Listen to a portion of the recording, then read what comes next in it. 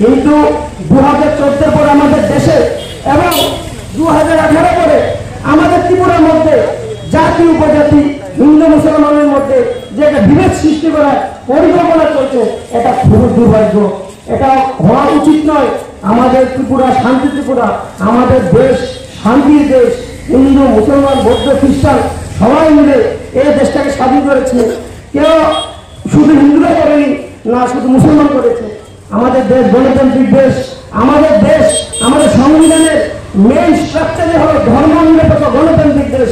আমরা ওতে কায়েম রাখতে চাই। আর আমরা এগুলি কায়েম রাখতে আমাদের লাস্ট দেহের রক্তবিন্দু আমরা লড়াই করে যাবো। সুনীল দেবদত্ত বলেছিলেন নিষ্কল দিলে সেখানে ঘন ঘন রোজগার হয়ে যাবে। আজকে কত বছর নির্বাচনের প্রতিশ্রুতি ছিল বছরে 50,000 বেকারের কর্মসংস্থান হবে। আজকে 7 বছর কত হাজার বেকারের কর্মসংস্থানের ব্যবস্থা করা হলো।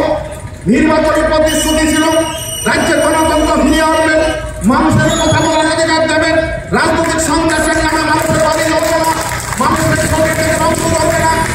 আজকে সে প্রতিশ্রুতিগুলো কি হলো? আমরা 18 সালে বিধানসভা নির্বাচনের আগে ভারতের জনতা পার্টির নিয়ে মানুষের বাড়ি বাড়ি